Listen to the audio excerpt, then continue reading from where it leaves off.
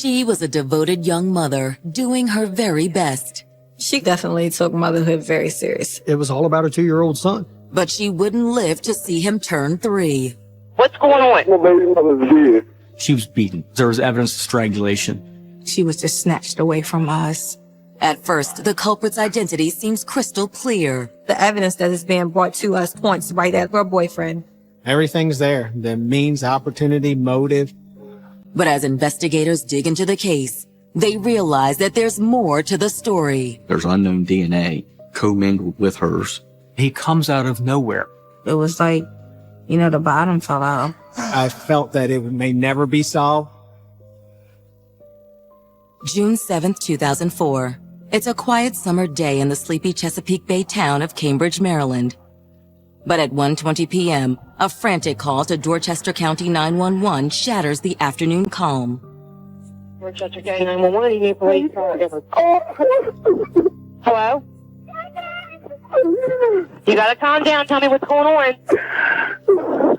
The caller has difficulty maintaining a conversation with the 911 operator. It's wailing. It's uncontrolled. It's hysterical. It's confused. What's wrong? Somebody, What's wrong? hurry up. My baby mother is laying in the floor. Oh my God. He could barely even get out the words to say what was going on because he was so disturbed. Where? There's the apartment. He asked the neighbor what the address is, and ambulance and first responders are dispatched. Hurry up. Okay, they're coming. When responding officers arrive outside the Leonard's Grove apartment complex, the caller, 24-year-old Alonza Dennis, immediately flags them down. She's in there! Hey, just stay out here, okay? Okay. First responding officers, one of their obligations first is just to check out the scene to see if there is a public safety threat. But 22-year-old Taishika Askins is the only person inside the apartment. And she isn't a threat to anyone. They checked for signs of life, realized that she was deceased. They were on a major crime. We believed at that time a homicide that occurred. Taishika Askins grew up in Cambridge, raised by her loving mother, Diane. They were close. She loved her daughter. She wanted things to be just so for Sheikah. She always worked very hard to provide for her. The nurturing environment her mother created helped shape Taishika's personality. She was just a fun, bubbly person. She was just a good person. She had a wonderful spirit. Beautiful inside and out. By the time she was a teenager, Taishika never lacked for possible suitors. I don't know too many men that wouldn't be, attracted to her because she was beautiful. And she had the personality to go with it. However, by her freshman year of high school, Taishika was certain she'd already found the love of her life, a charismatic sophomore named Alonza Dennis. He was on the wrestling team. She just found that he was cute. Oh, hey, Alonza. Still on for Friday? Yeah, I'm not too busy. The two hit it off right away. They began dating and continued to date all through high school. They would go out to eat, go shopping, that kind of stuff. They spent a lot of time together. Once they started dating, they were like Velcro.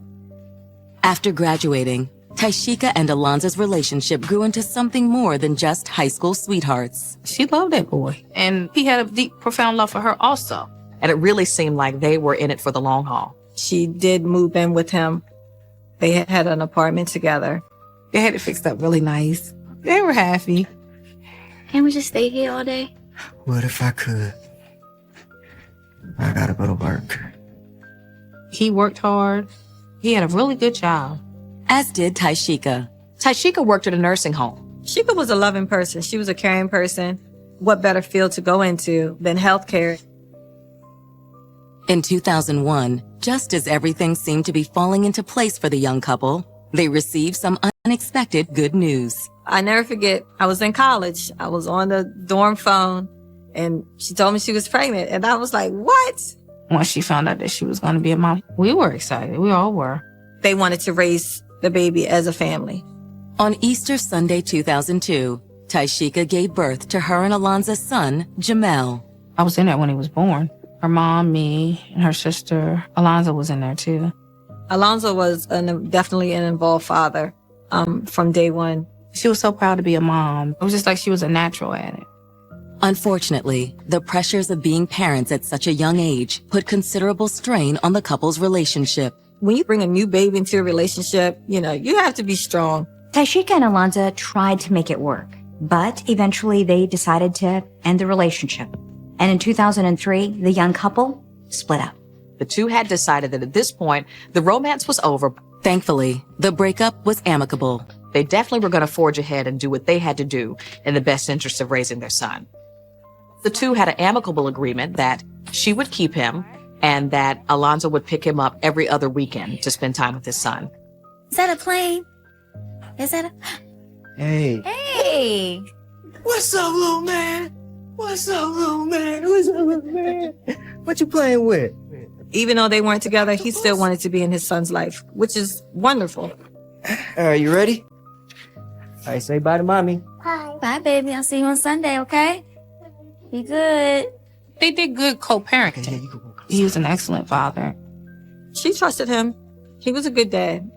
And though sometimes things were tough, Tyshika excelled in her new role as a single mother.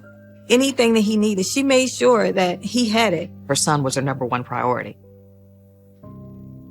But since Tyshika now had every other weekend free, she made sure to take some time for herself. So while Alonza took care of their son, Tyshika would hang out with friends from work. What's wrong? To be you already know. Especially a woman named Anna Brown. They worked together, and they were friends as well. Same thing we always talk about. Richard. Oh, goodness. What now? The two women formed a bond. They relied on each other for advice, for information, particularly as it came to their respective relationships. Anna had been having issues with her longtime boyfriend, Richard Blanks. Anna really relied on Tyshika's ear to kind of best figure out how to ease her way out of that relationship. Though by the spring of 2004, Tyshika was in the beginnings of a new relationship of her own. Guess what? What? I have a surprise. Her friend Anna had introduced her to a guy that she knew named Anthony. Anthony Reed was a little more mature. He was a few years older than Tyshika, and I think friends liked that about him. And they thought that perhaps he was someone good for Tyshika. So how you doing? Everybody deserves happiness. Not that Tyshika rushed into the relationship. The two began to date. Wasn't very serious. She really wanted to take things slow. They were getting to know each other. They had went out on a couple dates, but nothing more than that. But this budding romance would never make it to the next level. All right, see y'all later. Because on June 7th, 2004, only a few weeks after Tyshika and Anthony started dating, her ex-boyfriend, Alonza Dennis, calls 911 and reports that he just found Tyshika dead in her apartment. When the first responding officers arrived, they find the victim in the back bedroom. By the looks of her body and facial area, Tyshika had took a lot of blunt force trauma. Why would somebody want to take her away? The answer to that question will prove far more complicated than anyone could ever imagine. He was incredibly angry, and he was looking for somebody to take that anger out on. So there began a little bit of a discrepancy in somebody's story. The timeline wasn't shaping up to be the same. In the summer of 2004, 22-year-old Tyshika Askins has just embarked on a new chapter in her life. She was in a good space. She was trying to fill out this new relationship. But on June 7th, 2004, Tyshika's ex-boyfriend, Alonza Dennis, found her unresponsive on the floor of her apartment. Police officers arrive and find Tyshika Askins deceased. As patrol officers secure the scene, homicide detectives arrive. At that time, there was a lot of chaos at the apartment complex. Family members were starting to show up. I just remember running up to her building and they wouldn't let me go in. I knew at that moment something very bad had happened. It was horrendous. It's a day that I will never forget. It was almost like it was a movie scene because I saw the police tape and I saw the detectives and I saw the police and I said somebody had killed her. I said, what do you mean they killed her? I understood what they were saying, but I couldn't process it. Inside the apartment, detectives go to work. On the center of her forehead, there was an obvious large wound. She had a really, really obvious split lip. She just had marks and abrasions all throughout her face. Maybe she was beat to death. Maybe not. I checked the whites of her eyes, which I immediately noticed petechiae, which is a good indication that some sort of manual strangulation had occurred. When the blood flow gets cut off, it shows up in little spots, blood spots in your eyes, and Tyshika showed signs in both of her eyes. When police discovered Tyshika's body, there was a pillow over her face, so it was unclear whether or not she'd also been suffocated. Detectives also note clear signs of a struggle. The bed was messed up. There were knickknacks that had fallen off the dresser. There were curtains that were pulled down from the window like she was trying to get out that rear window. She had tried to fight and get away with all of her might, but unfortunately that didn't happen for her.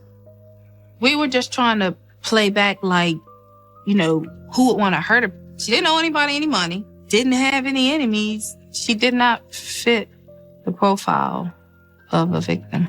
And I'm just like, something is wrong. Something is not, adding up. Who was responsible for this savage attack on Tyshika? Hoping for answers, detectives turned to the man who made the 911 call, her ex-boyfriend, Alonza. He's pretty distraught on the scene. Sir, I realize this is a difficult time for you, but I'm going to need you to come down to the station with us and give us your statement. We wanted to talk to him more about the situation that we had and what he knew. Alonza leaves their son with Tyshika's family and accompanies detectives back to the station. Meanwhile, the CSI team goes to work, preserving what could be the key evidence to catch Tyshika's killer. When you have a struggle of that type, we hope that our victim is able to scratch the subject enough to where we can get skin or blood under her fingernails. The medical examiners will clip the nails and conserve the DNA to compare it when we find suspects. We bagged her hands for preservation of evidence. She was transported to the Office of the Chief Medical Examiner in Baltimore. Though investigators don't have a clear-cut suspect just yet, the crime scene itself allows them to make certain assumptions about the killer. We felt confident very quickly that the victim knew the assailant. There was no forced entry. Whoever done this to Tyshika, she had to have let him in. Even more telling for investigators is how the killer left Tyshika's body once the attack was over. For me, as an investigator with a pillow being placed over her face, that's somebody that is close to her. They did not want to see her face while she was laying there. Elsewhere in the apartment, CSIs uncover what could be another important clue. What really stood out was an orange juice container on the kitchen counter, and the screw-on cap was laying in the floor. When you go into a crime scene, something that is out of place, that certainly becomes an object of interest. We immediately wondered, did whoever do this to Tyshika have that orange juice container in her hand? The orange juice container is marked as evidence and sent to the crime lab. It's taken for the purposes of fingerprint testing. Back at the station, detectives have begun questioning Tyshika's ex-boyfriend, Alonza Dennis. Alonza Dennis was noticeably upset, but cooperative. All right, so when did you last speak to Tyshika? Spoke with her the night before at 7. She promised she'd pick up my son from my mom's house at 11 the next day. Apparently he had the son that weekend, and she was supposed to pick him up. Then what did you do? Dropped my son off at my mom's house, and I went over to my girlfriend's house. Were you there all night? Yes, sir. He woke up the next morning, went back to his mom's house. His son was still there. He called for Tyshika, but she did not answer the phone. And that's when he gets the child together and drives the child back to Tyshika's residence. Tyshika, we here. Tyshika. He knew something just was not right. He had told us the door was unlocked, and he went inside the apartment, and that's when he found Tyshika. Oh my God. And then what? And then I ran outside and called 911. You didn't check on her? No. He advised that he did not want his son to see his mother lying in the floor like she was. Alonza's story seems plausible to detectives, but that doesn't necessarily mean that it's true. It's obvious from the apartment that she knew who her assailant was, and he was the one who found her body. So it just keeps coming back to him. Even if you have no reason to suspect anything about him, he is a fairly central part in her life because they have this child together. We believed at the time some type of domestic dispute went awry, and she was beat. How would you describe your relationship with Tashika? We weren't in a relationship, but we got along. Did you have any involvement with Tashika's death? What? No way. What we're trying to do is just trying to get as much information on their relationship, on Tashika, on him, on the son, the family situation. Alonzo not only denied having anything to do with the murder, he was anxious to prove it too. When I asked for a DNA sample, he more than willingly gave it to me. We also get his fingerprints completed, and they were sent off. You think of anyone who would want to harm Tashika? No, I can't think of it. Everyone likes her, but I think you should talk to her best friend, Anna. She knows her a lot better. Anna Brown was one of Tashika's best friends. Alonzo told detectives that if anyone knew about drama in Tashika's life, it would be Anna. Detectives let Alonzo go and begin following up on the information he's given them, starting with his alibi. The detectives called Alonzo's new girlfriend, Rachel Jennings, to see if her story matched his. She verifies that Mr. Dennis was there at her residence. Rachel told detectives that she and Alonzo went to bed around midnight and then he left to go back to his mother's house the next morning. It seemed like Alonzo was telling the truth, but there was a chance that Rachel was covering for him. Until the DNA was analyzed, they couldn't rule him out as a suspect. But before the analysis of Alonzo's DNA is complete, another potential suspect will be thrown into the mix. She was in the beginning stages of dating a guy. I immediately went back to all my notes thinking, where did I miss? We missed his name somewhere, and no, his name never popped up. Less than 24 hours into investigating the murder of Tashika Askins, detectives have questioned one potential suspect, Tashika's ex-boyfriend, Alonzo Dennis. He seemed genuinely distraught over Tashika's death, and to top it off, his alibi checked out. They couldn't completely rule Alonzo out without a DNA test, so they collected a swab of his DNA to see if it matched what was under Tashika's fingernails. While they wait for the DNA analysis to be completed, detectives turn their attention to Tashika's close friend and co-worker, Anna Brown. Alonzo told the detectives that if anyone knew someone who would want to hurt Tashika, Anna would know who it is. Detectives track down Anna at work and bring her in for questioning. Sorry for your loss. I know you two were close. Yeah, she was my best friend. Can you tell us if Tashika was seeing anyone romantically? Anna told detectives that Tashika had recently started going out with a man named Anthony Reed. Did you happen to have a number for Anthony? Yeah. But y'all don't think he could have done it, right? After speaking to Anna, detectives bring Anthony Reed in for an interview. You're aware of what happened to Tashika? Yeah, actually. It's crazy. I still can't believe it. Mr. Reed was very calm, was 100% on board with helping us. He said he had been talking to Tashika for almost a month. They have gone out on several dates, and nothing was sexual between them. Nothing. I mean, I wanted to, but we just never got to it. When was the last time you seen her? Like a couple days ago, I say June 5th. He's able to replay his final days in speaking with Tashika, gives us a little bit of intel about Tashika the day before she was killed, what she was doing. He was supposed to see her that evening. You were supposed to see her? Yes, sir. But it never happened. Anthony said he'd talked to Tashika earlier in the afternoon and had made tentative arrangements to stop by her apartment. She was actually shopping with her mother earlier in the day and pretty much said, well, if I get home in time, you can come on over. But Anthony said it got later and later. He fell asleep and Tashika never called. And he didn't think about it until, the next day. Anthony says his mother can back up his claim too. He advised that he was with his mom at his mom's residence. In addition to his alibi, Anthony agrees to give detectives a DNA sample and his fingerprints. When it came to evidentiary purposes, anything I asked him, he would do. As with Alonzo Dennis, processing Anthony Reed's DNA and fingerprints will take time. However, later that same afternoon, detectives are able to confirm Anthony's alibi. We were able to speak to his mother later, and she was able to verify that for us. With Anthony Reed all but ruled out, detectives returned to Taishika's apartment complex to canvass the area for possible eyewitnesses.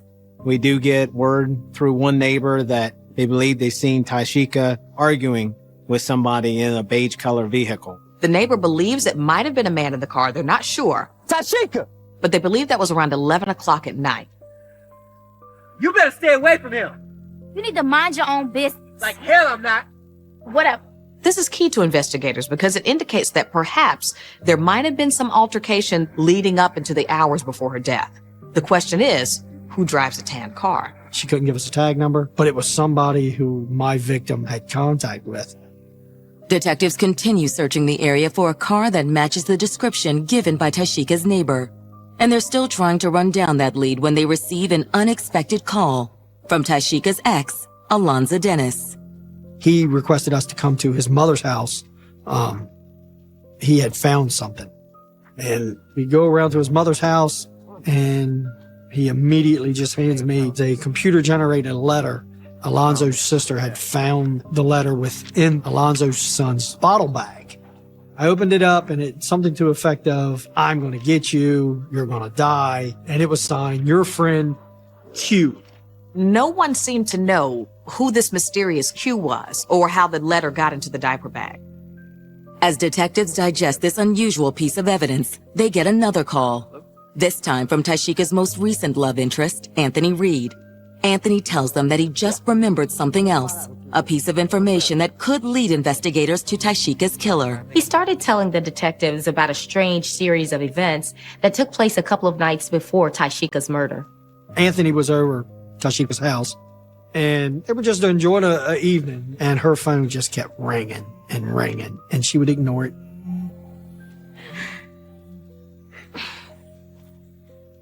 You want to get that?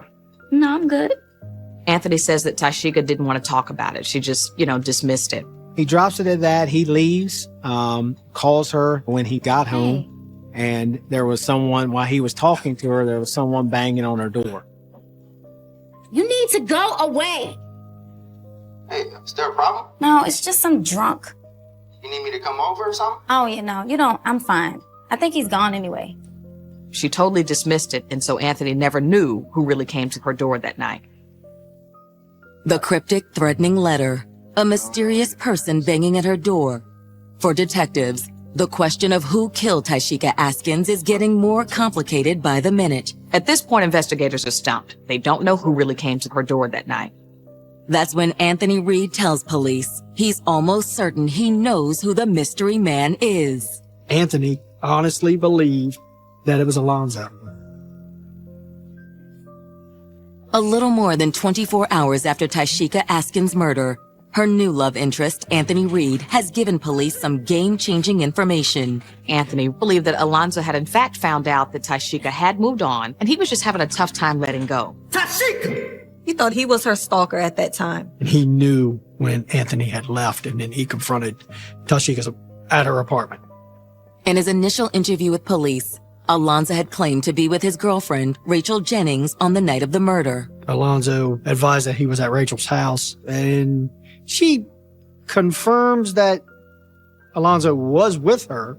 However, part of their alibi was that they'd gone to sleep. Could Alonzo have actually slipped out, committed the murder, then been back in bed by the time Rachel awakened the next morning? It still wasn't enough to justify arresting or charging Alonzo with Taishika's murder, but it was enough to put him high on the detective's radar. The following morning, investigators received the results of Taishika's autopsy. The medical examiner concluded that she had died from blunt force trauma as well as strangulation. But it was her estimated time of death that actually intrigued the investigators. According to the medical examiner, she died early the morning of June 7th. It fell within the window of time he said he was asleep, which was a very flimsy alibi.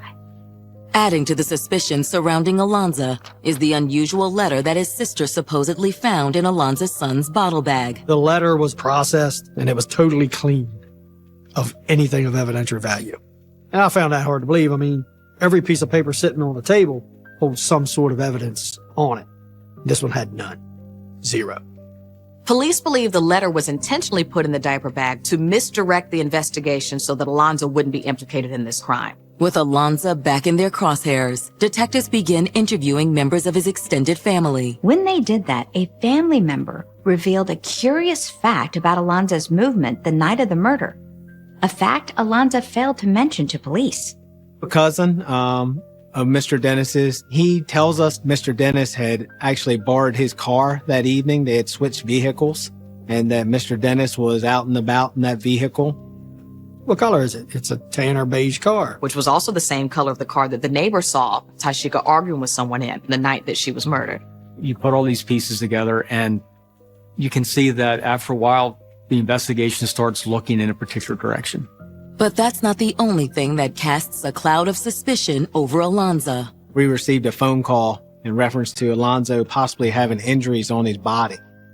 And the call that we received was a tip that Alonzo had mysterious scratches. She was fighting for her life. Did the scratches come from her? Well, that's definitely a lead that I'm going to follow. With evidence mounting, detectives bring Alonzo in for another round of questioning. We got Alonzo in, and when I asked him about the mysterious scratches, he literally looked surprised. Me? We asked for consent to view his body for any scratches or marks, at which time he took off his t-shirt. The small of his back, he had a scratch right at the waistline. And it was a pretty good long scratch. And then under his right bicep, there was another scratch. The scratches seemed to be a few days old as well. When we asked him about it, what really made it worse, he just could not give an explanation for any of the injuries. Not, I stepped in the woods, I hit my hand on the wall, nothing. He had no clue where they come from. And the scratches aren't the only things Alonzo can't explain. He can't give us a solid reason of why he forgot to tell us about his cousin and the vehicle. I still distinctly remember him making the statement, "Oh, I use it so nobody knows who I am." It's a terrible answer. Just raises the suspicion. Gotta be honest. You're really starting to look like you're involved on this. No. You willing to prove it? We offered him to take a polygraph. Help yourself out. And he flat out denied. Despite Alonzo's sudden refusal to cooperate, detectives don't have enough to make an arrest. At least not yet. The detectives decided it was time to circle back to the evidence they'd collected at the scene. The orange juice container came back with 2 prints, Tyshika's prints, and another unknown print. They never came back to Alonzo Dennis. It was entered into the state police database. There was no match at that point. Still, the fact that Alonzo's fingerprints aren't a match isn't enough to rule him out as a suspect. Rather than fingerprints, detectives believed that DNA found under Tyshika's fingernails would identify her killer. Of course, DNA evidence, it's not like the movies. It takes some time for DNA to come back. While they wait for the DNA results, detectives reach out to Tyshika's friends in hopes of learning more about her relationship with Alonzo. Tyshika's friends and family believed that although he was dating a new woman, Alonzo was still a bit too clingy and jealous, especially once Tyshika started seeing Anthony Reed. I did mention that he had some issues with her dating Anthony. Alonzo was trying to come back into her life. He was texting her and calling her, and she did not want anything to do with him. You know, if it wasn't concerning their son. According to Tyshika's friend Danielle Gaines, Alonzo not only refused to accept Tyshika's rejection, he basically began stalking her. He would ride past the complex to see if her car was there at the house. I know there was an instance where Alonzo had just popped up at the house. Tyshika! Danielle's account seemed to fit with what Anthony had already told detectives. You need to go away. But did Alonzo take his obsession too far? He was jealous. He wanted her to be with him and him only. Everything just kept pointing back to Alonzo, back to Alonzo, back to Alonzo. A week after Tyshika Askins was beaten and strangled to death, police in Cambridge, Maryland have zeroed in on a prime suspect. Every angle we looked at, it kept coming back to Alonzo Dennis. But the detectives were still waiting for what could be considered definitive proof. Analysis of the DNA that was found underneath Tyshika's fingernails. As they await the results of the DNA analysis, detectives obtain a warrant to search Alonzo's apartment. We found what we believe to be blood evidence. We found blood on a sock, on pants, on the shoes. All of that was collected. All that has to be sent off, to the State Police Crime Lab. Confronted with the evidence, Alonzo makes a surprising announcement. And he tells us that he wants to take a polygraph test right then and there. But when the results come back, it's more bad news. He did not pass the polygraph. Is it admissible in court? No, but it's an investigative tool that we use. And he didn't do real well on it. However, with so much circumstantial evidence pointing at Alonzo, investigators feel confident enough to issue a warrant for his arrest. Well, us as investigators thought, we've done this. We've worked this case. We figured out who the killer was. And, we were excited to let the family know. And my heart at the time didn't want to believe that that would be something that he would do. He was arrested, charged with murder, and put in jail. But in January 2005, 2 months after Alonzo's arrest, the case takes a stunning turn. The DNA results come back, and to everyone's surprise, they do not match Alonzo Dennis. And it wasn't Taishika's blood on Alonzo's clothing either. What we believed to be blood was blood. It was animal blood. The DNA does not match. We've got to cut him loose. And though no one ever admits to writing the cryptic letter, detectives have a theory. I honestly believe that someone within Alonzo's circle was trying to taint the case with falsifying evidence to protect Alonzo. For Taishika's family and friends, it's a devastating setback. It was very hard. I mean, a lot of sobbing. It was because we were back at square one. Detectives are just as dismayed by the prospect of starting over. They conduct DNA samples on any and everyone in Taishika's life. We had to bank on the forensic evidence and hope that something would come back for us. Friends, family, co-workers, neighbors, anyone that would have come into any type of contact with her in the days and weeks preceding her death. But still, they get no hits. Months pass, and there are no new leads in the case. I felt that it may never be solved. Finally, in September of 2005, detectives catch the break they've been waiting for. September the 14th of 2005, we got a phone call from the State Police Crime Lab indicating they had a match on the fingerprint. The fingerprints from the orange juice container were still in the state's database. And they've just been matched to a man named Richard Blanks. Sometime between when the murder happened and September the 14th, Mr. Blanks had applied for a job at a youth detention center. He was fingerprinted for that job. They were put in the system, and that's how the fingerprint hit came back. The result sends detectives scrambling. We're trying to figure out who Richard Blanks is and how he ties to Taishika. His name never came up throughout the whole entire investigation.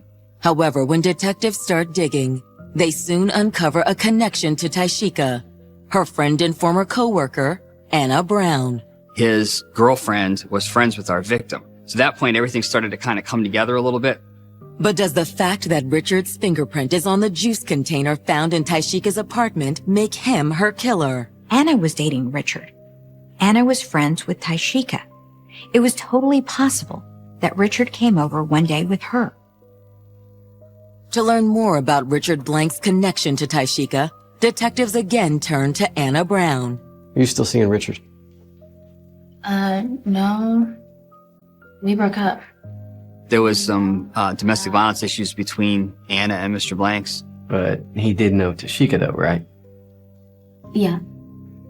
They would all hang out together. Taishika would actually come over to Anna's and Richard's residence some Sundays. Did he ever go to her place? I can't really say. You don't know? No, I can't say. She basically didn't want to tell us anything. I believe it was just fear of Mr. Blanks. However, what Anna Brown has told detectives is enough for them to press the case against Richard Blanks. We obtained a search and seizure warrant for a DNA sample from Mr. Blanks. We got the fingerprints on the orange juice container. We need to see if we can match his DNA up with what's underneath the fingernails of Taishika Askins. After obtaining the warrant for a DNA sample, detectives bring Richard Blanks in for questioning. What's this about? We're investigating the murder of Tashika Askins. Tashika? Mm-hmm. Anna's friend? We expected some resistance, and basically he was cooperating 100%. In fact, Richard is so cooperative that detectives wonder if they've got the wrong guy. And I started to have my doubts as to whether he was going to turn out to be a good suspect.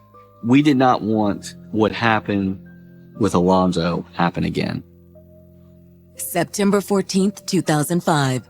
Detectives in Cambridge, Maryland have identified a new suspect in the 2004 murder of single mother Tashika Askins. Richard Blank's fingerprints were a perfect match for the fingerprints that were found on the orange juice carton in Tashika's kitchen the night that she was murdered. The 37-year-old Blanks is the one-time boyfriend of Tashika's friend, Anna Brown, and allegedly abused her on multiple occasions. However, that doesn't automatically make him Tashika's killer. You may have had a legitimate reason for having the fingerprint on the orange juice container. So it wasn't exactly the smoking gun that I was looking for. The detectives were especially hesitant since the first person they arrested, Tashika's ex Alonzo, was later cleared by DNA evidence. But when detectives tell Richard Blanks they have a warrant for his DNA, their suspicions immediately deepen. A switch went off. Mr. Blanks became hostile, yelling, cursing. Hey, hold up. Hell no, you ain't taking my DNA. You ain't taking my DNA. When he refused that DNA sample, that's when the hair starts to stand up on the back of your neck. Not that Richard can refuse to submit a sample. We allowed him to contact an attorney who then came in and said, they have a search warrant for the DNA. There's nothing you can do. No. We have a court order. We are going to get this done one way or another. After collecting the DNA sample, detectives inform Richard that he's free to go. He was shocked that we let him walk out, but we want to make sure that we've got our guy. 13 days later, detectives get their answer. We get the call saying, he's your guy. That's his DNA profile under Tashika's fingernails. It's gold. It doesn't get any better than that. On September 27th, 2005, nearly 16 months after Tashika's murder, detectives take Richard Blanks into custody. When they got him, it was a sense of relief. You know, it was wonderful. It was a happy moment. Elation would be the right word. This was one that we wanted to get solved because Miss Askins' family had waited for closure for over a year. But despite the almost overwhelming evidence against Richard, one question remains. Why would Richard kill Tashika? That's what investigators still had to piece together. In November of 2005, an anonymous tip provides a possible answer to that question. We came to find out that Anna was involved in a relationship with someone other than Richard. According to the anonymous caller, the man's name is Michael Roberts. Detectives ask him to come in for an interview. We contacted Mr. Roberts. At first, he was hesitant to talk to us. I believe it was just fear of Mr. Blanks. He advised us that he had received threatening messages and calls from Mr. Blanks. Roberts even says that Richard Blanks left a voice message saying that he wanted to kill him. However, despite Richard's threats, Michael and Anna continued to see one another. In fact, Michael Roberts says that he and Anna Brown were together on the night of Tashika's murder. He said that Anna received a call on her cell phone, and he overheard part of the conversation. Hello? Hey, what's up? No. Don't tell him where I'm at. We pieced that together to say that Mr. Blanks was at Tashika's residence trying to find Anna because he knew that she was out with somebody else. There was a lot of fear as far as with Anna. She was scared to talk to us initially. But now they know why she didn't say anything. She had a legitimate reason to fear that he would take her life. An analysis of Tashika's phone records seems to confirm Michael Roberts' statement. Looking at the phone records, there were definitely calls being made to Anna. Originally, when they looked at these records, they hadn't noticed a call to Anna because they hadn't made a connection yet. In May of 2006, Richard Blanks' murder trial begins. Between the DNA evidence, Tashika's cell phone records, and Michael Roberts' official statement, prosecutors are able to present a theory of how the crime unfolded. He knew where Tashika lived, and he knew her and Anna were friends, and he came to the house. We believe that Tashika let him in because she didn't feel he was going to be a threat. But once Richard was inside the apartment, things quickly took a turn. What are you doing here? Where Anna at? I don't know. Well, go and call her. Call her for what? You can call her. Man, she answering my phone calls, man. Go and call her. We don't know whether there was any kind of threat at that point, but the bottom line was that phone call was made from our victim to Anna. Hey, girl, Richard came by looking for you. Yeah, he's trying to find you. I think what happened was Anna doesn't want to tell Tashika where she is. He believes now that Tashika is lying to protect Anna, and he flies into a rage. All right, where's she at? I don't know where she is, Richard. What you mean you don't know where she at? I don't know where she is, Richard. You better be lying. You lying to me. I don't know where she is. Tashika was just caught in the crossfire of his rage. She was collateral. Get your ass over here. Just unreal to think that somebody could do that to somebody that didn't do any wrong to him. Tashika fought. She fought for her life. And I asked the jury to imagine her trying to defend herself and just picking up a little bit of his DNA along the way.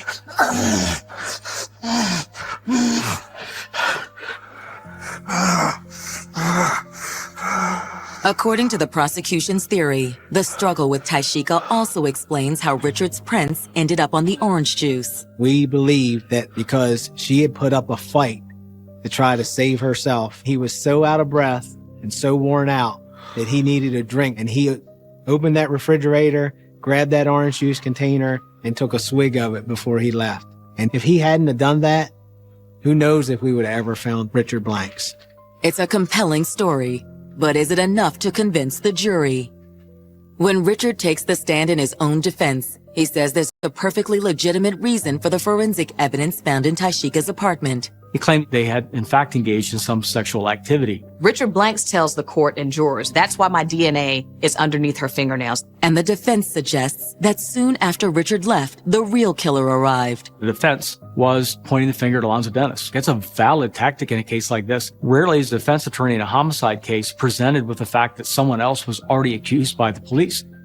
And I had to explain to the jury that the system looked at Alonzo Dennis, but that when the evidence went someplace else, that the system did what it was supposed to do, that police and prosecutors followed the evidence. But will the jury do the same?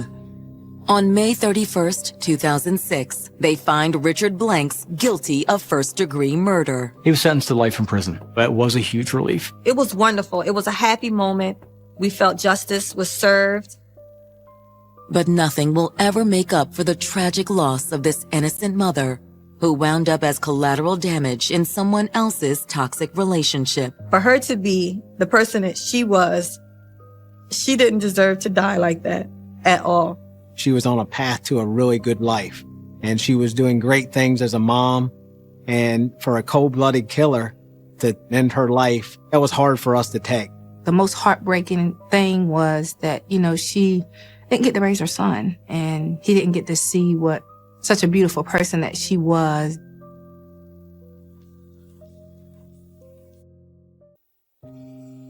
Two shootings in broad daylight rock a tight-knit community. He drags her out, fires one more round, strikes her, and runs. She was shot. She was losing blood. When he was shot, he just sort of fell forward and he leaned on the gas pedal, and the car just went flying down the street.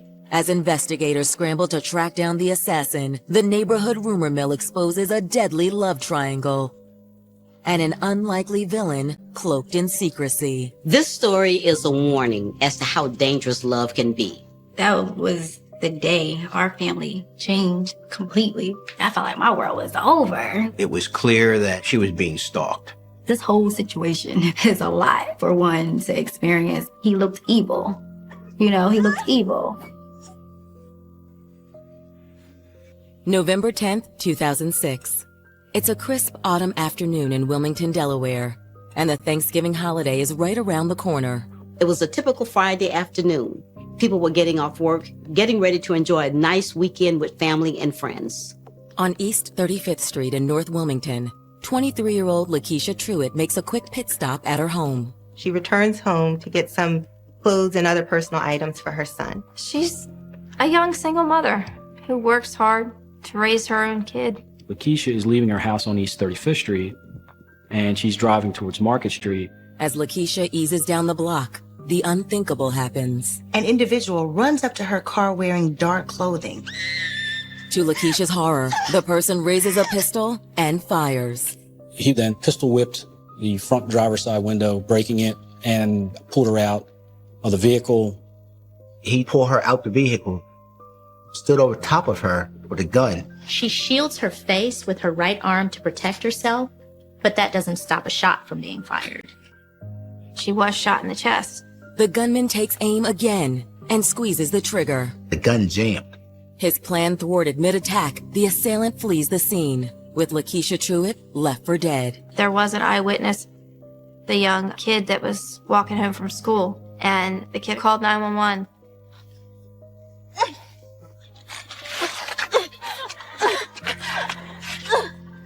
Lakeisha tried to get back in her car and drive away, but that crashed a few feet away down the street. When first responders arrive at the scene, Lakeisha is already in critical condition. Lakeisha was behind the wheel, bleeding. There was blood everywhere. The next few minutes could tell whether she would live or die. Paramedics load Lakeisha onto a gurney and race her to a nearby hospital. As the whir of police sirens fills the air, reinforcements arrive at the scene. But even the most seasoned officers are uncertain what had sparked this brazen attack. There were so many questions at this point, and her armed assailant is still out there. But as police will soon find out, the crime has more than one casualty, and a motive rooted in primeval rage. He had a plan. He knew exactly what he was doing. He knew how to get away with the wrongdoing that he did. Born in Wilmington in 1983, Lakeisha Truitt grew up in a loving home surrounded by friends and family. Everyone loved Lakeisha. She was quiet, a little shy, but she had a smile that won people over. She's probably about 5'6", kind of dark skin. I'd say a very nice looking girl. As a teenager, Lakeisha was more than just a pretty face. I think that she really wanted to be successful. During her freshman year at Howard High School, Lakeisha began dating the young man who would change her life forever, Shannon Johnson. Oh, thanks. Hey, I'm Shannon. Shannon Johnson's probably about 5'5", small guy, frame was slim. Although Shannon was small in stature, he made a big impression on Lakeisha. She would talk about he would buy things for her. You know, he was her teenage boyfriend. Shannon was always kind to Lakeisha, but around the halls of Howard High, he was known as the one guy you didn't mess with. He always had a kind of a tough guy reputation of being that guy that wasn't afraid to kind of mix it up. But as their friendship grew, Lakeisha proved to be a positive influence on Shannon. You have nice eyes. Thank you. Shannon had basically started running the streets about age 9. He was in and out of custody with the Division of Rehabilitative Services. He had been through several treatment programs, several alternative schools. Lakeisha came from a loving home, a stable home. She knew right from wrong. The more they hung together, the more he saw that there's more to life than fighting. Lakeisha did see a good side of Shannon. After high school, the couple's relationship became even more serious. In high school, it was puppy love. But after high school, it became very intense. The chemistry was there, and they became sexually intimate. Shannon and Lakeisha got caught up in the heat of the moment without considering the consequences. Soon after high school, Lakeisha found out she was expecting. In the fall of 2002, Lakeisha gave birth to a son named Sam. After the birth of Sam, the couple moved in together. Living under the same roof, Shannon and Lakeisha seemed happier than ever. I love my little family. He seemed to express a genuine love for Lakeisha and the boy. She was his love of his life. It was good. He would buy things for the baby. He would buy things for her. But over time, both Shannon and Lakeisha began to wonder what it might be like to be with someone else. They were high school sweethearts. They had never been with anyone else. And raising kids is hard work. They begin to fantasize being with other people. By the time you're 20 years old, you say, hey, maybe there's something else out there. I've never tried it. I want to give it a try. They'd break up, they'd get back together, until she finally did leave him. Lakeisha and he had grown apart. Lakeisha wanted her own life. Lakeisha was a single mom, but she had every intention on providing for her child. She got right to work making sure that happened. I know she was trying to start up a daycare. That was kind of her ambition. She really wanted to be successful at that she felt that was a good career move for her, and that she felt that if she could bring some certain stability. But in order to make her dream of running a daycare a reality, Lakeisha needed money. Within a few months, Lakeisha began working as a teller for a prestigious financial company. With Lakeisha's full-time job, much of the childcare fell to Shannon, and he quickly proved up for the task. He and his son, he wanted them to be close. He wanted his son to have a family. But while Shannon built a relationship with his son, Lakeisha was making a few new friends of her own. She was this attractive, good-looking woman. And of course, men were going to be attracted to her. Lakeisha was out on the town at nightclubs and with other guys. But instead of finding Mr. Right, on November 10th, 2006, Lakeisha Truitt found herself on the wrong end of a gun. Here is this beautiful young woman, a mother, shot down on the streets of Wilmington. It just didn't make sense. With Lakeisha headed to the hospital and a gun-toting madman still on the loose, police are scrambling to contain the scene. It was total chaos and carnage, and they needed to get control.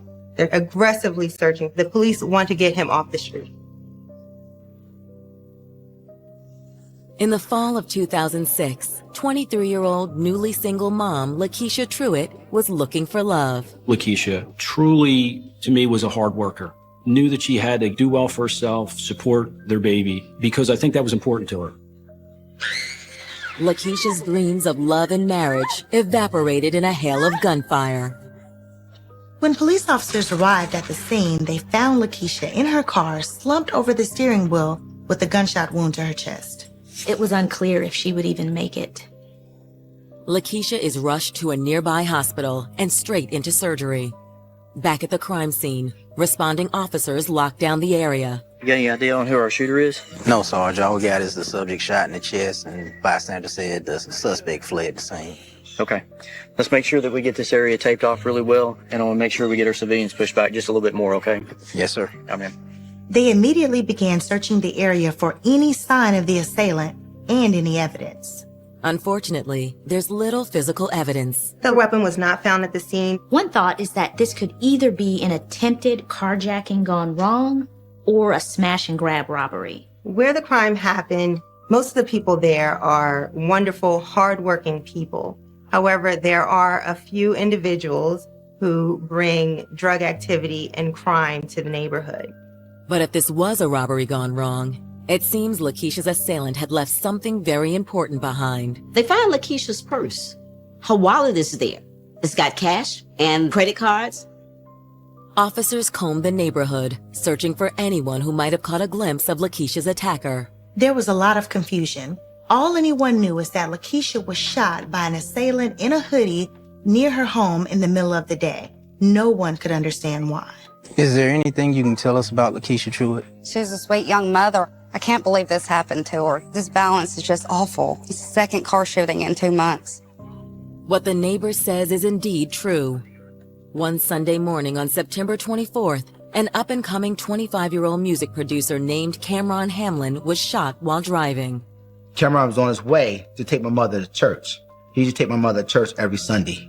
Cameron Hamlin's shooter was never apprehended. Now police and residents can't help but wonder if the same person is behind the attack on Lakeisha. The MO was the same. The area of town was the same. So it stands to reason that this might be the same shooter. The east side of Wilmington and some of the northern areas recently been plagued by crime, all related to pretty much the drugs and the drug use. Life here in Wilmington is challenging because it's the hood. It's the hood. You have people coming from other cities into our city committing a lot of crimes, and the city just went in a different direction. It's not peaceful anymore. Police turned their attention to the teenage boy who called 911 after witnessing the attack on Lakeisha. There was an eyewitness, the young kid that was walking home from school. Can you tell me what you saw? Yeah. I was almost home when this guy in all black clothes came out from behind his car. He jumped in front of the lady's car. Can you tell me any more about what the individual looked like? I wish I could. He had a hoodie covering his face. He said the gunman shot through the windshield and Lakeisha hit the brakes. Well, after he ran out in front of the car, he smashed the window, then he dragged her out of the car and stamped over her with the gun. And that's when he shot her? Yes. He stood over top of her and pulled the trigger, but the gun jammed and he ran off. The young man's statement poses as many questions as answers.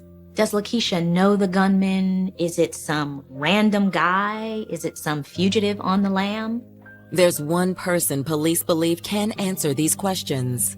Lakeisha. According to the account given by the young boy, Lakeisha was face to face with her attacker, but she was in no condition to speak. She was in surgery. No one knew whether Lakeisha would survive this attack. The doctors could see the bullet lodged in her back, but if they attempted to remove it, it could be very dangerous and Lakeisha could die. Lakeisha's family was worried about her, but they had to keep it together for her little boy, Sam. Until Lakeisha's condition stabilizes, investigators' only recourse is to continue to scour the crime scene for evidence. That afternoon, Major Crimes Detective John Saratella is assigned to the case. Hey, Sarge. Detective, what do you got for me? It looks like the vehicle crashed out here after the victim was shot at a different location. Secondary shots took place here. Victim made it back into her vehicle. Rough description that we got on her right now is going to be an African-American female, and possible name on the victim is going to be Lakeisha Truitt. When Detective Saratella hears that name, Lakeisha Truitt, he's stunned by the news. When I go out on the scene, I certainly know who the victim is. In fact, Detective Saratella has been working a case involving Lakeisha Truitt for more than a month. A case so shocking that his fellow officers can't believe his next revelation. This was the second time that Lakeisha Truitt had been the victim of a shooting in the last 2 months. Either she was the unluckiest person in Wilmington or someone was after her. November 10th, 2006, Wilmington, Delaware. Major Crimes Detective John Saratella has just arrived on the scene of a horrific shooting. Hey, Sarge.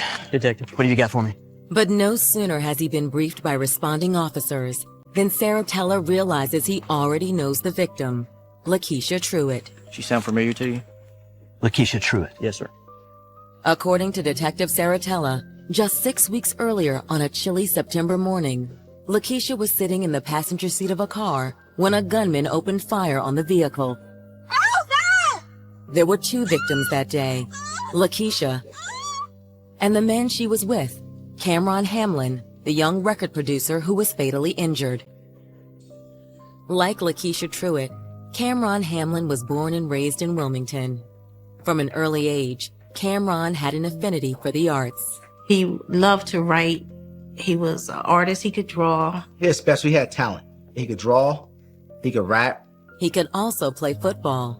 Cameron attended Wesley College on an athletic scholarship, but after just 1 year, Cameron gave up football to pursue his real dream. His father had built him a recording studio in his basement. We had computers, monitors, soundproof booth, microphones, speakers, everything that a studio has. Cameron turned that into a thriving business for himself, producing music for other rappers in the area. He was well on his way. In fact, Cameron was so successful that his hip-hop crew, known as ATF, was fast becoming one of the most popular draws on the East Coast club circuit. They were a local group, but they were becoming more popular. They were being sought after by record labels. He might do a show in Philadelphia, and I remember he did one in New York. So him and his crew, they were just working on getting themselves out there. He wanted to take it serious, and he realized that he really had a good talent. Cameron was fly, braids, full beard, clean cut, always had a shape up. Cameron was driving a white Lexus with black tinted windows and rims on it. It was a 4-door, it was a very nice model, and you could see that took care of it. In the rough and tumble East Wilmington neighborhood where Cameron grew up, It was safe to say that his success generated more than a fair share of haters. People had started being envious of him. In addition to working in the studio, Cameron also worked 2 jobs. He was a hardworking individual. He worked for everything that he received. Cameron didn't drink. He didn't do drugs. He didn't have children. He was probably the most eligible bachelor in the state of Delaware. And in the fall of 2006, Cameron Hamlin, eligible bachelor, crossed paths with Lakeisha Truitt, beautiful single mom. Hey, I was out the other night with my cousin. Did I see you playing at a club? Yeah, in Philly? Yeah. That was me. It was a friendship. He was just getting to know her. She couldn't believe that Cameron had liked her, that this was such a nice guy, and he had held the door for her. He had taken her places. That was so new for her. Those two kind of hit it off. She really thought that it could go somewhere. She was very happy. Then on the night of September 23rd, 2006, Cameron picked up Lakeisha at her home, and they headed to a club outside Philadelphia. When the date was over, they returned to Lakeisha's home. The relationship was becoming a little serious. Cameron and Lakeisha spent the night together. Cameron stayed the night at the house, but she said Cameron slept on the couch. According to Lakeisha, Cameron was a perfect gentleman. The next morning, Cameron planned to drive Lakeisha to her grandmother's house to pick up her baby. In the morning, Cameron was going to take Lakeisha to her grandmother's, and then he was going to take his mother to church. So on their way to Lakeisha's grandmother's, they stop at the corner of Vanderver and Jessup. A white van pulls up right next to him. Lakeisha! Moments later, all hell broke loose. So he pulled out his gun and shot my brother 3 times in the chest. When Cameron was shot, he just weight sort of fell forward and he leaned on the gas pedal, and the car just went flying down the street. Passed out as he was driving. In the middle of the next block, Cameron collides into not 1, but 2 cars, and actually the car does a complete 180 and is actually then facing the other way. Lakeisha gets out of the car and runs to her grandmother's home. There were several 911 calls from people in the community. The bullet had went in his chest. The bullet had came through him. And it was a hole in the back of his heart. They pronounced him dead at the hospital, but I do believe Cameron died there on the Vanderver Avenue. Finding that out was just like, I felt like my world was over. That was the day our family changed completely. Like, no one knew how to deal with it. He has only done a few things in life. He hasn't even scratched the surface of doing a lot of things in life, but he was well on his way. One of the officers at the scene that day was Detective Saratella. When I originally got the call, it was, we have what appears to be a traffic accident, but the driver is shot. There was a lot of confusion, a lot of damage to cars. Obviously, you have a victim that's shot, and they're trying to put that together. They were canvassing the neighborhood, speaking with anyone to see if there were any witnesses, trying to figure out what exactly went on here. The way the streets had gotten so bad that jealous people, because it was a lot of people had became envious of him. Cameron had started telling his dad, people had started following him. He wasn't a street type person.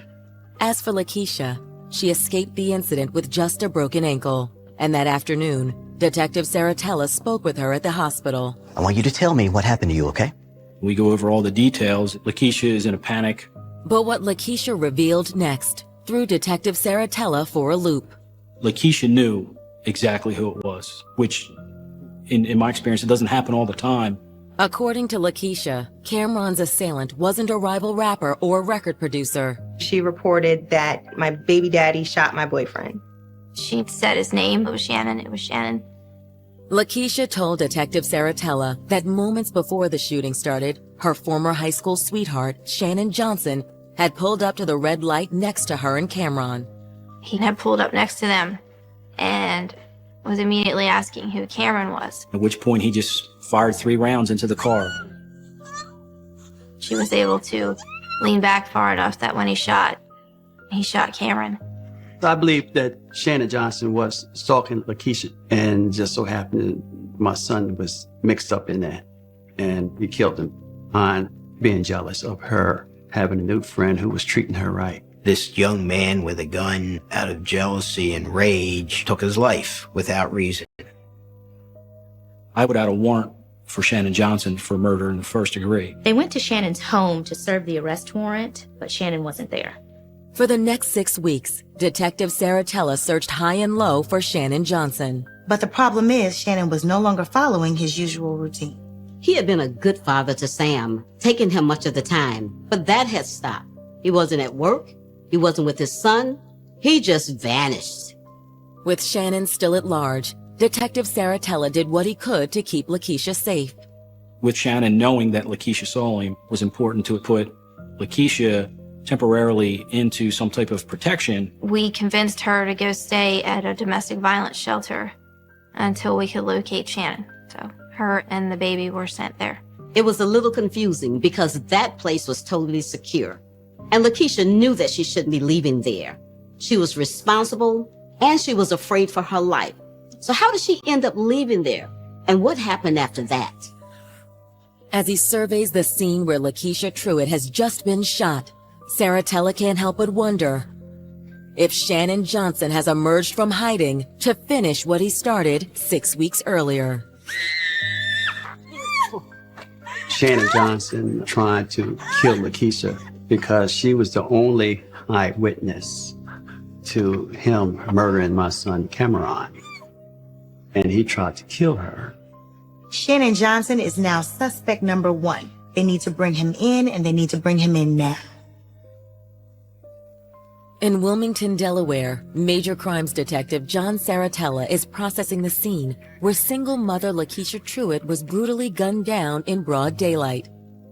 Though Lakeisha was alone at the time of the crime, Detective Saratella believes this shooting is related to the murder of Cameron Hamlin that took place 6 weeks earlier. She and her new love interest, Cameron Hamlin, had just been shot at 6 weeks earlier. And sadly, Cameron was killed in the attack. Lakeisha said that the trigger man was her ex-boyfriend, Shannon Johnson.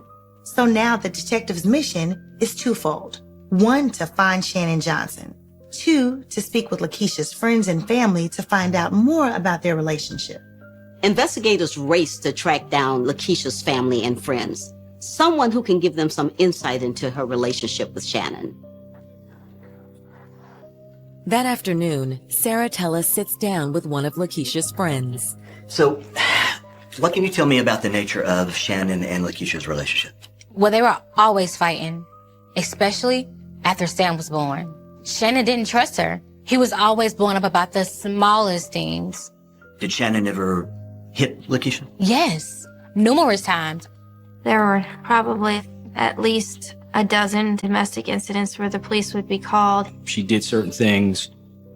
She would be questioned on it. He would hit her. She had a very violent relationship with him controlling her actions, controlling her movement. It just escalated to the point where jealousy, if I can't have her, nobody can have her. I believe he was obsessed with her.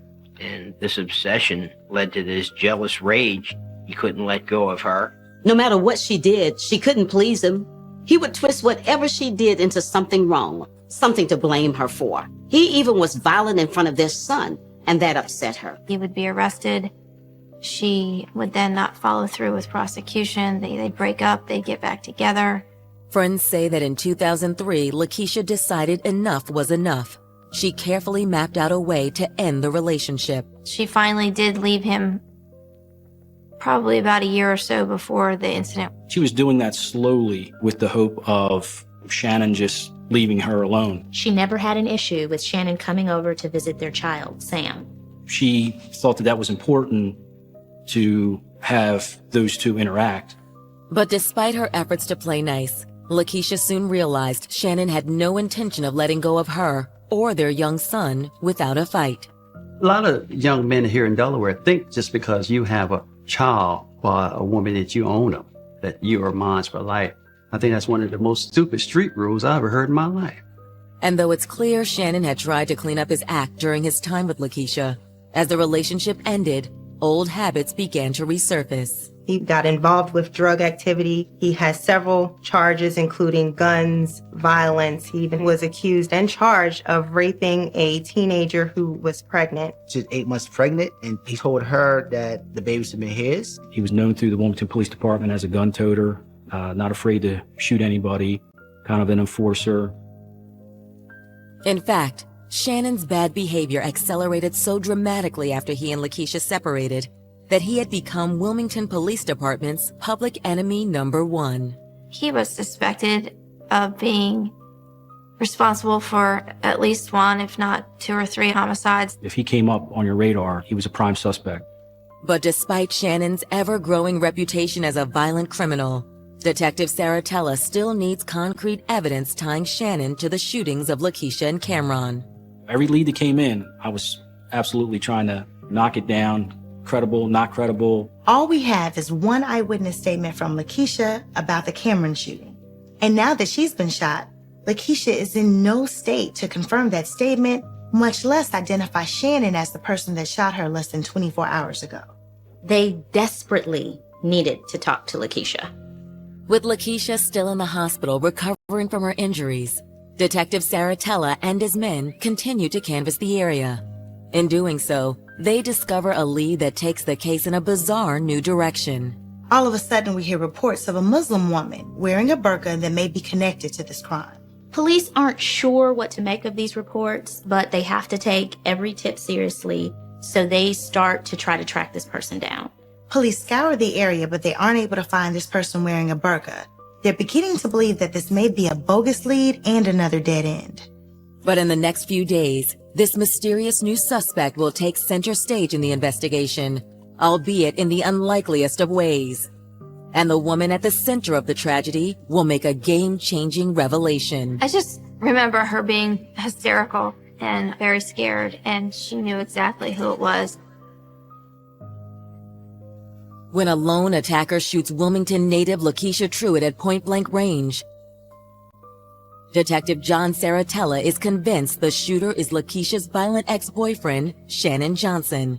Saratella also believes Shannon was involved in another local shooting 6 weeks earlier. She had identified him as being the one who shot her new boyfriend, Cameron, and they had evidence of increasing violence against Lakeisha by Shannon. He seemed to be the one and only suspect. But as Saratella and his investigators wait for Lakeisha to recover enough to give them a statement, a shocking new lead develops.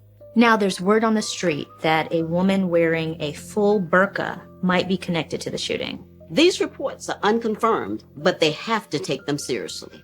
Police believe Shannon is the shooter, but they aren't sure if there's more to this rumor about the woman in the burqa. They need evidence and proof that Shannon was in the area when Lakeisha was shot. Shannon knew that he was wanted for murder, so we weren't sure if Shannon was actually still in the state or if he had fled. In order to confirm if Shannon was in the area at the time of the crime, Saratella checks his cell phone records. He made several calls, I believe, to Lakeisha, trying to find out what was going on the night before. He was calling and texting her all night long, trying to ask her where she was, what she was doing. Shannon, 31 times the night before, had texted Lakeisha, "Where are you? What's going on?" He kept saying he wanted to come see the baby. Lakeisha told him that the baby was at her grandmother's. He could go see the baby there. When you're texting somebody 31 times, and that's not your girlfriend. That's only, at this point, unfortunately, your baby's mother. You're still trying to control her. But how do Shannon's cell phone records explain the rumors on the street that an unidentified Muslim woman in traditional garb was somehow involved in the crime? Now more than ever, investigators need to speak to Lakeisha Truitt to confirm that Shannon is their guy. Finally, on November 12, 2006, Detective Saratella received some good news. They learned that Lakeisha's condition had been upgraded, and now not only was she going to survive the attack, she was ready to talk. From her hospital bed, Lakeisha recounts the events that led to the shooting. It started the day her new boyfriend Cameron Hamlin was murdered. She starts by describing the emotional toll Cameron Hamlin's death has taken on her. I think she was certainly saddened by Cameron getting shot. I think there was times where she blamed herself because of her relationship with Shannon. But along with the guilt was the burden of knowing her ex-boyfriend was still somewhere out there. We had taken her away because we just felt that she was that unsafe. It was tough for her. It was absolutely tough. Lakeisha says that after 6 weeks in the women's shelter hiding from Shannon, she was going stir-crazy. She couldn't go to work. She couldn't take him to daycare. She couldn't talk to people, see people. Lakeisha claims that on November 10th, she decided to leave the shelter briefly to run by her house and pick up some things for her and Sam. She doesn't tell anybody and just goes out and decides she's going to go home. She especially needed things for the baby. Lakeisha says that while at home, she ran into an old acquaintance, a woman named Rima Stevens. Hey girl, what you been up to? Hey, just grabbing a few things. She just said, I'm going home to get things for the baby. What Lakeisha didn't realize at the time was that Rima Stevens was still tight with her ex, Shannon. Nevertheless, Lakeisha tells investigators that after loading up her car with clothes and toys for her and the baby, she began to head back to the shelter. As Lakeisha is leaving her house on East 35th Street and she's driving towards Market Street, I was but a few houses down from my home when this happened. I was driving and then out of the blue, this guy jumped in front of my car. He starts shooting Mrs. Lakeisha. Get off the assailant then pointed the weapon at Lakeisha and fired one shot into her chest. Lakeisha says that after struggling to fire a third shot, the assailant fled the scene. Miraculously, Lakeisha survives the shooting. By the grace of God, his gun was jammed. Despite the trauma and the assailant's covered face, there's a flicker of recognition. Can you describe what your shooter was wearing? A hoodie. A hoodie. Not a burqa. It was a hoodie. It was Shannon. It was him. she's known Shannon long enough, and kind of in her way, she certainly knows who it is. Now that Lakeisha has pinned Shannon as the shooter, police intensify their manhunt and make a shocking discovery about the crime's other alleged suspect, the unidentified woman in the burqa recently seen in the area. We were getting reports when we were looking for Shannon that he was walking around in Muslim garb, and that's how he's hiding himself. Shannon, whenever he went outside, was dressed like a Muslim female, showing nothing but his eyes. This was disrespectful, self-serving, and cowardly to say the least, but it did allow him to avoid detection. But even though police know to look for Shannon in either street clothes or a burqa, he still manages to avoid detection. So investigators decide to focus on one woman who might know where to find him. The woman Lakeisha mentioned by name in her statement to police, Rima Stevens.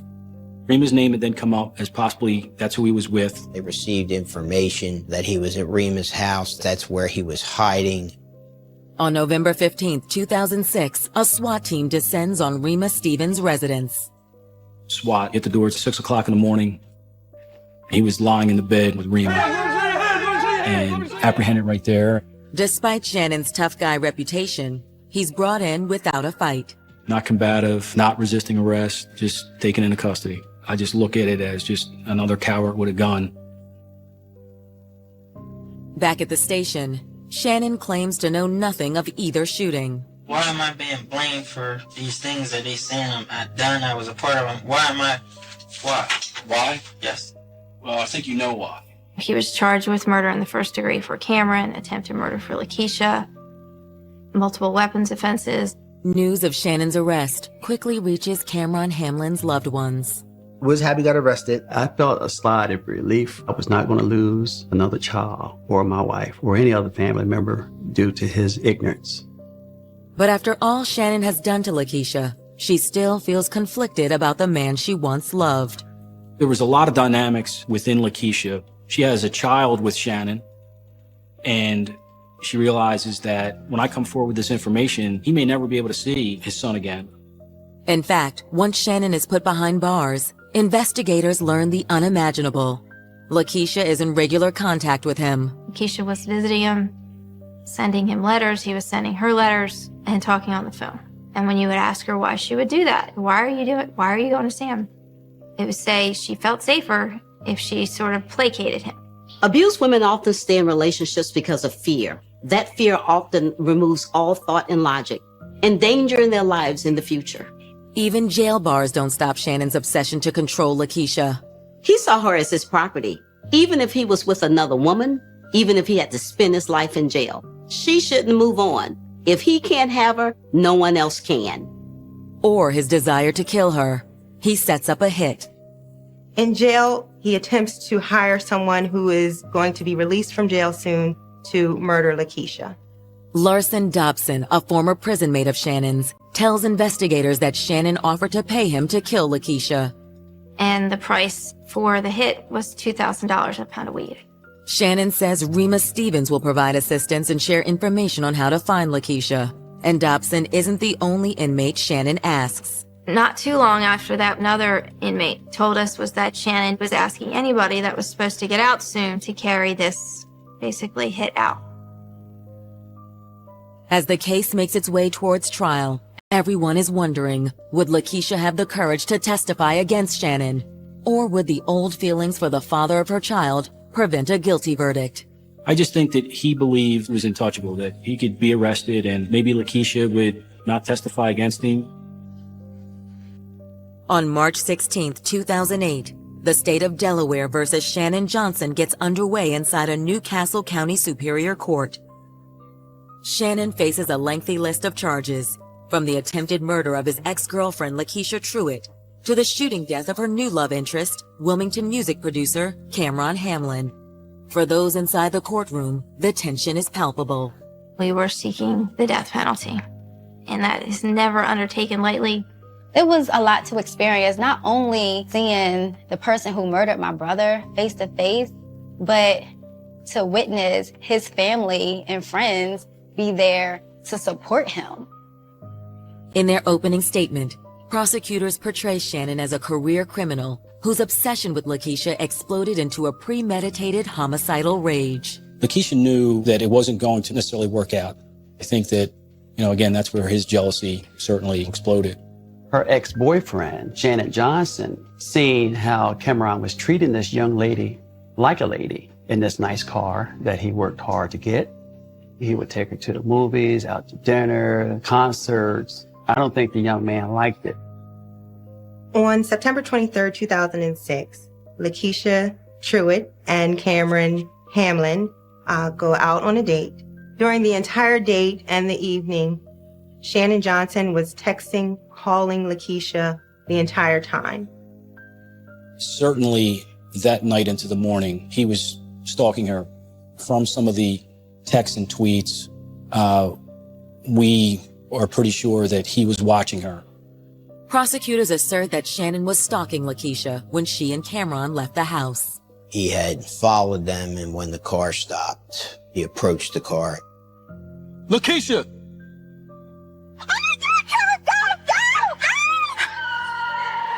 We knew that he would be coming for her. We believed that was his initial motive, that not necessarily Cameron was his motive, but unfortunately an innocent victim in all of it. Prosecutors also argue that once Shannon realized Lakeisha had survived and was the sole witness to the murder of Cameron Hamlin, he resolved to take her out the moment the opportunity presented itself. He tried to kill her once, killed someone else, then tries to take out the only witness of that homicide, being Lakeisha Truitt. This was not a nice individual by any stretch.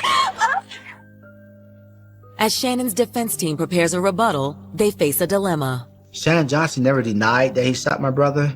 Consequently, his attorneys decide to attack the state's circumstantial evidence.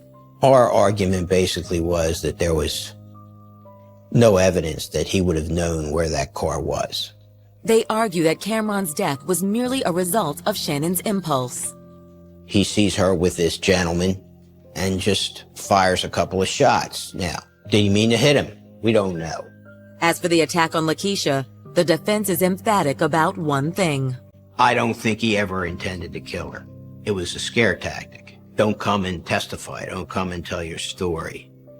It's a tactic that many in the courtroom believe Shannon is employing even now. Shannon was disruptive. Almost every day, he would cause some kind of disruption before trial started. There was a day or two when he would punch the guard, he would spit on the guard. It was all in an effort, I think, to further intimidate Lakeisha Truitt. I don't believe that Shannon thought that Lakeisha would ever testify against him. The only one able to refute the defense's claims that Shannon never intended to kill either Cameron or Lakeisha is Lakeisha herself. But in the weeks leading up to the trial, prosecutors begin to worry if she will testify against the father of her young son. But to their relief, on March 17th, Lakeisha takes the stand. She had to get up on the stand and look him dead in the eye. It took courage on her part. I went through the domestic violence history that she had gone through with Shannon in her direct examination. We started with the event, but then went back and went through the entire, it was probably almost a 10-year history. I would say, is there any doubt that he was the person that killed Cameron? Is there any doubt that he was the person that shot you on West 35th Street? No. Thank God that Lakeisha didn't die. She didn't deserve to die. She can't control that man's action. Thank God as well that she was able to testify and say it was Shannon Johnson. On March 27, 2008, after nearly 2 weeks of testimony, the jury hands down its verdict. Jury came out and everything was guilty, guilty, guilty, guilty, guilty. It's relief, I think. We were fairly confident that we would get a conviction. You're just not sure what the jury's going to do with it. He was convicted of murder in the first degree for killing Cameron Hamlin, attempted murder for attempting to shoot Lakeisha. He was convicted of all the weapons offenses. I think there were about 12 or 13 charges. In the sentencing phase, the prosecution brings in the woman Shannon raped in 2002. She was able to testify for us and really kind of hurt his chances of being what I would describe in general population. Jury recommended 12-0 for the death penalty. On April 20th, 2012, 4 years after his trial, Shannon Johnson is led into the death chamber at the James T. Vaughn Correctional Center near Smyrna, Delaware. He couldn't see us, but we can see him. And I remember had a frightened look on his face. He did not turn to face the witnesses. He laid there, motionless, looking fearful, with a single tear rolling down his cheek. They strapped him up. They shot him with one needle, and after that, they shot him with another needle. That's the part that took his breath away, and you can see his chest going in. At 2:55 a.m., Shannon Johnson is pronounced dead. For those in attendance, the moment is bittersweet. He was cold, callous, and calculating. I had no doubt that he had killed other people and that he would just continue to do it if we did not go forward the way we did. People think you killed the perpetrator or you have closure. There's no closure. It doesn't make you feel any better because it doesn't bring your loved one back. This story serves as a warning as to how dangerous love can be, especially when it sours and one remains obsessed over the other.